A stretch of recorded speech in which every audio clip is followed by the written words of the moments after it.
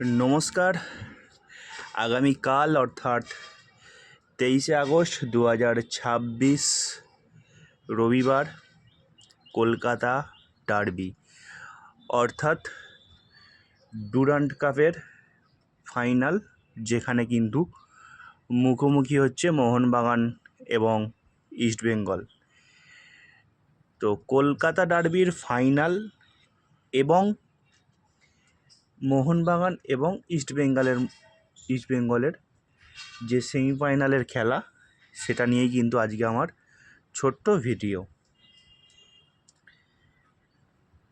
তো প্রথম কথা হচ্ছে দুটো টিম, যেখানে কিন্তু ইস্টবেঙ্গল প্রথম সেমিফাইনাল খেলেছিল। ইস্টবেঙ্গলও কিন্তু টাইব্রেকারের মাধ্যমে ফাইনালে জায়গা পেয়েছে, টাইব্রেকারে জিতে। অপরদিকে মোহনবাগানও কিন্তু টাইব্রেকার জিতেই কিন্তু নর্থ ইস্টকে হারিয়ে তারা কিন্তু ফাইনালে উঠেছে এবং ডুরান্ড কাপের ফাইনাল হচ্ছে ডার্বি, এটা আমরা সকলেই জানি। তো এই ম্যাচ অবশ্যই আবেগের ম্যাচ।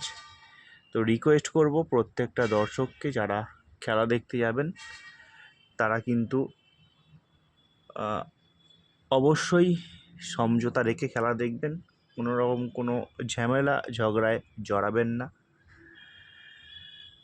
তো সেমিফাইনালের কথায় যদি আসি, ইস্টবেঙ্গলের যে খেলা, ইস্টবেঙ্গলের যথেষ্ট প্রচেষ্টা ছিল সেই জায়গা থেকে গিয়ে গোলকিপার গিল যেভাবে দুরন্তভাবে সেভ করে ইস্টবেঙ্গলকে ফাইনালে নিয়ে চলে যায়। কিছুটা মাইন্ড গেম কিন্তু খেলেছিল গিল পেনাল্টি শ্যুট আউটের সময়। তো যাই হোক, তারপরে যদি আসি মোহনবাগানের কথায়, মোহনবাগানের যে আমাদের বিশাল কায়েতও কিন্তু অসাধারণ দুটো সেভ করে নর্থ ইস্টকে পুরো ছিটকে দেয়। বিশাল কায়েত বাজ পাখি গোলকিপার, যার হাত ধরেই কিন্তু মোহনবাগান ডুরান্ড কাপের ফাইনালে চলে আসে। এবার মুখোমুখি হচ্ছে আমাদের মোহনবাগান এবং ইস্টবেঙ্গল। প্রত্যাশার চাপ থাকবে দুটো টিমের মধ্যেই। অসাধারণ খেলা একটা আমরা হয়তো দেখতে চলেছি আগামী রবিবার অর্থাৎ কাল, যেখানে আমি মোহনবাগানের ফ্যান হয়েও বলছি, মোহনবাগান কিছুটা হলেও কিন্তু পিছিয়ে থেকে শুরু করবে এই ম্যাচ। তার কারণ ডুরান্ড কাপে শুরুটাই হয়েছিল কিন্তু ডার্বি দিয়ে, বড় ম্যাচ দিয়ে। সেইখানে মোহনবাগান ইস্টবেঙ্গলকে 1-0 গোলে হারিয়েছিল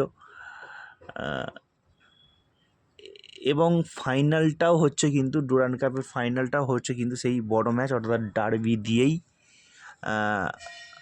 এবং মুখোমুখি অবশ্যই মোহনবাগান এবং ইস্টবেঙ্গল। এখানে যেটা বলছিলাম, মোহনবাগান কিছুটা হলেও পিছিয়ে থেকে শুরু করবে এই কারণেই। তার কারণ হচ্ছে মোহনবাগান যে ম্যাচ খেলেছে সেমিফাইনাল আর ফাইনাল ম্যাচের যে দিন, সেটা কিন্তু তাদের প্র্যাকটিসের একটা সমস্যা হতেই পারে না, সম্ভবত হবে। ইস্টবেঙ্গল তার একটা দিন আগে খেলেছে এবং সেটা সল্টলেক স্টেডিয়ামে খেলেছে, আর মোহনবাগান কিন্তু সেটা বাইরে খেলেছে। এবং যতটা শুনলাম, যতটা দেখলাম, কিছু প্রবলেমের জন্য কিন্তু মোহনবাগান টিমকে কলকাতায় ফিরতে অনেকটা কাঠখড় পোড়াতে হয়েছে, অনেক স্ট্রেস গেছে শরীরের মধ্যে। তো মোহনবাগান প্লেয়াররা কিছুটা হলেও প্রবলেমে পড়তে পারে এই কারণে। তার কারণ হচ্ছে নর্থ ইস্টের বিরুদ্ধে যে ম্যাচটা আমরা দেখলাম, সেমিফাইনাল ম্যাচ, সম্পূর্ণভাবে কিন্তু মাঠেতে বৃষ্টির জল এতটাই জমে ছিল সাইড লাইনের দিকে। যখন বল পড়ছে বা প্লেয়াররা যাচ্ছে, তখন কিন্তু জল ছেটকাছে, বোঝা যাচ্ছিল। এবং সেই জায়গা থেকে খেলা এরকম একটা জল শুদ্ধ মাঠে খেলা, সেই জায়গায় কিন্তু পেসির একটা প্রবলেম থেকেই যাচ্ছে, পেসির একটা প্রবলেম আসতেই পারে। প্লাস এতটা জার্নি করে কলকাতায় ফিরে ভালো করে প্র্যাকটিস না পাওয়া, এটা এটা একটা যেমন কারণ হতে পারে মোহনবাগানের জন্য। অন্যদিকে কিন্তু ইস্টবেঙ্গল খোঁচাকা বাঘের মতো প্রথম ডার্বি যেরকম হেরেছে ডুরান্ডের শুরুতেই, দ্বিতীয় ডার্বি অর্থাৎ খেতাবি ডার্বি সেটা কিন্তু অবশ্যই ইস্টবেঙ্গল জিততে বদ্ধপরিকর হয়ে উঠবে, সম্পূর্ণভাবে তাদের 100% লড়িয়ে দেবে। তবে মোহনবাগানও যে ছেড়ে কথা বলবে এটা কখনোই না। মোহনবাগানের কিন্তু যে বেঞ্চ রয়েছে, মোহনবাগানের বেঞ্চ কিন্তু ইন্ডিয়ার মধ্যে সবথেকে সেরা বেঞ্চ এই মুহূর্তে। যে কোনো প্লেয়ার যখন তখন একটা ইন্ডিভিজুয়াল ব্রিলিয়ান্সির মধ্যে দিয়ে কিন্তু ম্যাচ জিতিয়ে ফিরতে পারে, সেই বেঞ্চ কিন্তু ইস্টবেঙ্গলের নেই। তবে আমার মনে হয় ইস্টবেঙ্গলের টিম মোহনবাগানের কাছে যতটা না ভয়ঙ্কর, আমার তো মনে হচ্ছে যে আমাদের মোহনবাগান টিম হয়তো হাবাস দাদুকে একটু ভয় পেতেই পারে। কারণ যদি মোহনবাগান ইস্টবেঙ্গলকে ভয় পেয়ে থাকে 40%, সেই জায়গাতে কিন্তু হাবাস দাদুর জন্যই কিন্তু 30% ভয় বেশি পাবে। তার কারণ অ্যান্তোনিও লোপেজ হাবাস এমন একটা কোচ, তার যে কোচিং আমরা দেখেছি ভারতবর্ষে, মোহনবাগানেতেও কোচিং করিয়ে গেছেন, তার যে সাফল্য সেটা নতুন করে বলে বোঝানোর নয়। তো মোহনবাগানের সাথে যে খেলা হচ্ছে ইস্টবেঙ্গলের, সেই ইস্টবেঙ্গলের খেলায় যতটুকু প্লেয়াররা অ্যাক্টিভ হতে হবে বা যতটুকু প্লেয়াররা বেগ দেবে, তার থেকে বেশি বেগ কিন্তু আমার মনে হয় আমাদের হাবাস দাদুর থেকেই আসবে মোহনবাগানের ওপরে।